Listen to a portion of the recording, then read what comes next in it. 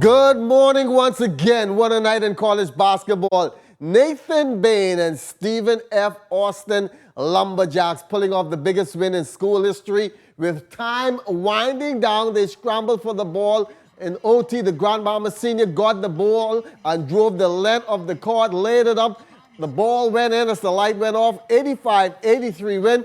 The Lumberjacks battled back from a 15-point deficit. It was Duke's first non-conference loss at home since 2000 and ending the Blue Devils' 150 non-conference home wins. They also handed Duke their first loss against an unranked non-power conference team since January 1983. Stephen F. entered the game as a 28-point underdog, and it marked the largest upset by a Division I team in the last 15 seasons. Bain finished with 11 points, 5 rebounds, and 3 big steals. I knew they was going to get it. I was preparing myself to go into next overtime to battle against these dudes who I give credit to. Duke is the mecca of basketball, so a lot of credit to them. But I saw my teammate grab it, and I looked up at the clock. We had about 2.6 seconds. I was like, I got to get on my horse. I know he saw me. So I'm gonna just go as fast as I can and try to lay it up. It's like a layup drill, and I can feel a dude on my back, so I laid it up, and I just prayed to go. I just prayed to go in. I wasn't sure if the dude was gonna follow me or not at the end, so I wanted to get it on the rim just to give us a chance. You you do layup drills from the moment you touch a basketball, and that was just another one. It's a different pressure when someone chasing your back for the game, but it's a layup. Man, I'm trying real hard not to get emotional. My family lost a whole lot this year. I'm not gonna cry on TV. My family lost a whole lot this year. And I'm just playing this game for them, Just playing for my SFA family, my family back home in the Bahamas. I just want to make my country proud.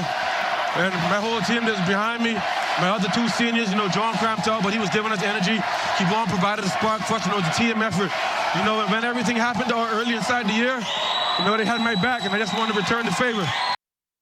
Also for junior Valerie Nesbitt, in a season-high 29 minutes of play, Valerie working her way to the basket on 8 of 16 shooting from the field as she carried a career-high 18 points and also had 6 steals as she helped coach Yolette Matthew McCrin and Ole Miss ladies top Sam Houston State 75-69. The Rebels 4-2 on the season and even hard to beat on their home court where they are 4-1. Congratulations to them. Now let's take a trip up north to Bimini, where the Junkanoo Jam was in full swing this weekend. Jay Philippe was there. There were some very exciting games in this year's 2019 Junkanoo Jam basketball tournament. 4 Division I men's team took part in this year's tournament with some pretty exciting games. Some of those games came down to the wire. Let's take a look. In the feature game of the final night, it was Duquesne University out of Pennsylvania taking on a very good Loyola Marymount team. The Dukes out of the A-10 conference started the game trailing 9-0, but was able to mount a comeback in the first half to take the lead. Duquesne University then went on an 8-0 run and never looked back as they cruised to victory 71-50 to remain beaten at 6-0 for the year. Leading the charge for Duquesne was Michael Hughes, who scored 12 points in the championship game. I've been working with these guys since the beginning of June. We've been grinding. We've gone through a lot as a team. We got blood, sweat, and tears. That's all I basically have to say about what we put into this. And this on our hat tells us we came out champions today, and we're going to keep it rolling going into the rest of the winter. And once you see what comes in March, it shows that we can really battle, we can fight.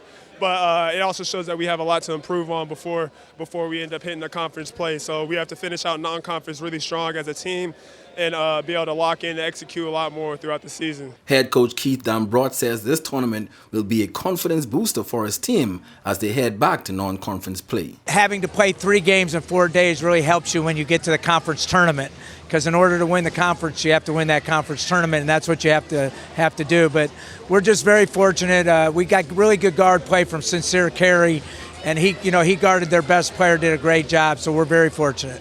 I'm Jay Philippe, ZNS Total Sports.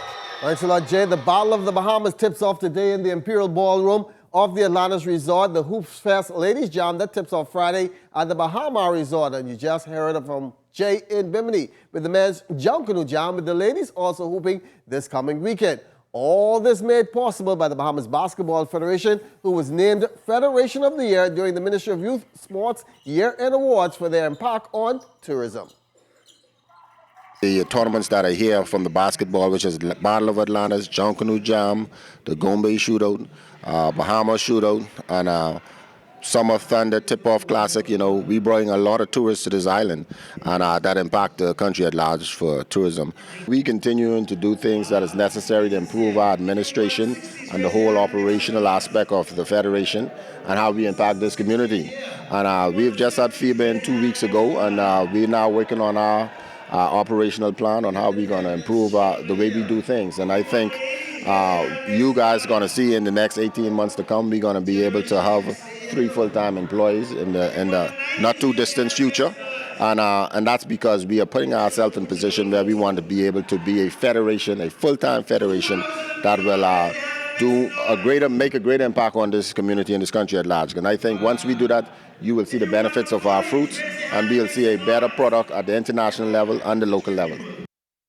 Now to the AF Adderley Gym, where government school basketball was in full swing yesterday. The H.O. Nash Lions, they have a bitter taste in their mouth, still reeling from last year's loss in the Junior Girls Championship. That hasn't happened in quite some time. They took on the Royals of Donald Davis, Coach Patty Johnson's squad, roaring to a 30-18 season opening win. Donald Davis has a pretty good team. The win was okay, but we have to go back. We made a lot of errors. We made a lot of defensive errors. On the line, up the line, basic basket fundamentals. We made a lot of errors. It was a very good game. Over the years, H.O. Nash has been blowing us out a lot. But we put some time into the girls this year and trying to get them prepared. It's a better show. We lost the game by 12 points. Had a chance, especially in the first half. A little winded, you know, and lost our composure in the third quarter.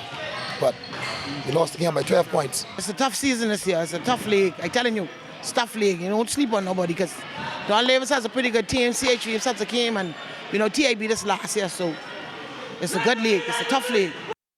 Well, that's all the basketball for this morning. Don't forget the Battle for Atlantis gets underway this afternoon over there in the Imperial Ballroom of the Atlantis Resort. And then coming up this weekend, Bahama with its Hoop Fest. And over in Bimini, it is the Junkanoo Jam. So the Bahamas is the basketball capital of the world this week. Go on down and check out those actions. That's going to do it for sports. Thanks for watching. I'm going to bounce out of here.